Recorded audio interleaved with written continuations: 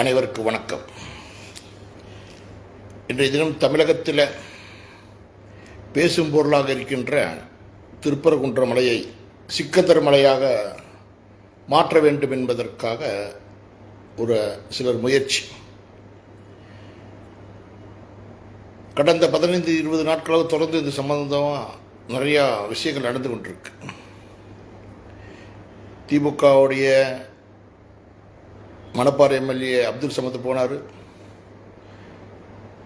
முஸ்லீம் லீக்கினுடைய MP Nawaz கனி போனார். பிரியாணி சாப்பிட்டாங்க. கந்தூரி விழா நடத்துகிறேன்னு சொன்னாங்க. ஆடு வெட்டுறேன்னு சொன்னாங்க.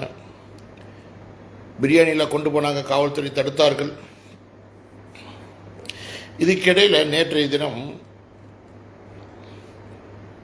அங்கே இருக்கின்ற திருப்பரங்குன்றத்தில் இருக்கின்ற சிலர்லாம் சேர்ந்து மாவட்ட ஆட்சியிடம் ஒரு மனு கொடுத்திருக்கின்றார்கள். அந்த மனுவில்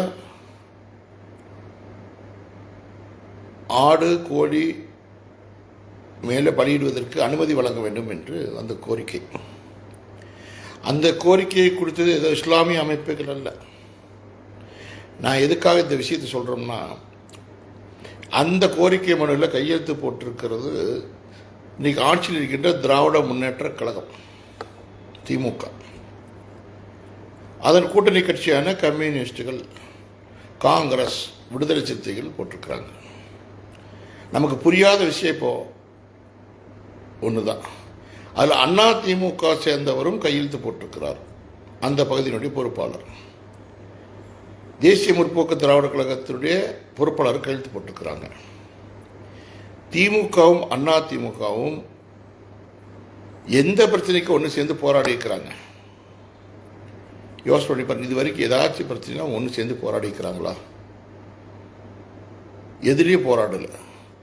எனக்கு சிக்கந்தர் மலை மேலே அப்படின்னு சொல்லி ஒரு பிரச்சனையை கிளப்பி அந்த பிரச்சனைக்கு ஆதரவாக அண்ணா திமுகவும் திமுகவும் தேமுதிகவும் காங்கிரஸ் கம்யூனிஸ்டுகள்லாம் வந்து கையெழுத்து போட்டு கொண்டே மனு கொடுக்குறாங்கன்னு சொன்னால் அப்போ நம்ம எப்படி இந்துக்கள் புரிந்து கொள்ள வேண்டிய சூழ்நிலை இருக்கு பாருங்க.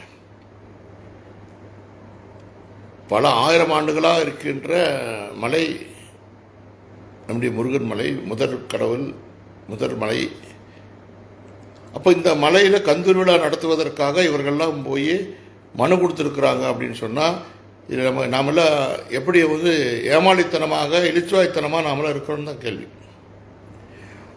அதாவது அதிமுகவும் திமுகவும் ஒன்று சேர்ந்து அந்த இடத்துல கந்தூரி விழா நடத்தணும், ஆடு மாடுகளை பலி கொடுக்கணும்னு மனு கொடுத்தாக்கா அப்போ நாம் எப்படி இப்போ இத்தனை நாள் இப்படி நம்ம ஏமாந்துருக்கிறோமே? இது எடப்பாடி அவர்களுக்கு தெரியுமா தெரியாதா? ஜெயலலிதா அவர்கள் இருந்த வரைக்கும் எப்படி இருந்தாங்க? அயோத்தியிலே ராமர் கோயில் கட்டாமல் எங்கே கட்ட வேண்டும் என்று கேள்வி கேட்ட வீரமங்கை.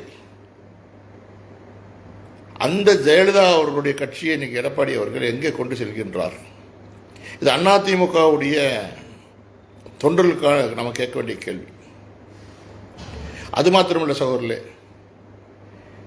கேப்டன் அவர்கள் இருந்த வரைக்கும் திமுக கூட எந்த காலத்துக்கு கூட்டணி வச்சது கிடையாது. அவர் என்னைக்கு அவருடைய திருமண மண்டபத்தை இடித்தார்களோ அன்னையிலேருந்து அவர் வந்து ஒரு வைராக்கியம் வந்தார். ஆனால் அதே திமுகவோட அந்த பிரச்சனைக்கு போய் அந்த பகுதியினுடைய பொறுப்பாளர் போய் கையெழுத்து போட்டு மனு கொடுக்குறார் என்று சொன்னால் அவர் கேப்டனுடைய ரசிகர்கள் மனது புண்படாதா? தமிழ்நாடு முழுக்க இருக்கின்ற அந்த தேமுதிக தொண்டர்களும் அதிமுக தொண்டர்களும் சிந்திக்க வேண்டும். திமுக கூட சேர்ந்துட்டு இந்த பிரச்சனையை திசை திருப்புகிறார்கள். எங்கே மதக்கலவரம் வர்றதுக்கான முயற்சி நடக்குது. அரசாங்கம் இது வரைக்கும் எந்த முயற்சியும் எடுக்கலை. அது நம்முடைய குற்றச்சாட்டு. இந்த நேரத்தில் வந்து அந்த எரியிற நெருப்பில் மறுபடியும் கொண்டு எண்ணெய் ஊற்றுற மாதிரி இந்த அதிமுக, இந்த தேமுதிக, இந்த காங்கிரஸ் கட்சியெல்லாம் சேர்ந்து ஒரு மனு கொடுக்கறது வேதனைக்குரிய விஷயம். இதுக்கெல்லாம் தீர்வு காண வேண்டும் என்று சொன்னால் நாம் பிப்ரவரி 4ஆம் தேதி அனைவரும் திருப்பரங்குன்றத்தில் சந்திப்போம். வீரவேல் வெற்றிவேல்.